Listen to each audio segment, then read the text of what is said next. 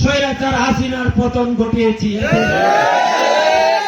এরা তো জিতবেই বা বাংলাদেশ জিতার কষ্ট রই, ঠিক না?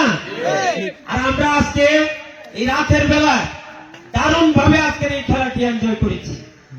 বিশেষ করে যে আমার যে খালেদা জিয়া, তানিশা না আনিশা, খালেদা জিয়া সে যে ভাষণ দিয়েছে, আমাদেরকে আপ্লুত করেছে, অভিভূত করেছে, এবং তার যে ভাষণ, এটা আমাদেরকে আসলেই মানে আরো বেশি এনজয় আমরা বুক করেছি তার ভাষণের মাধ্যমে।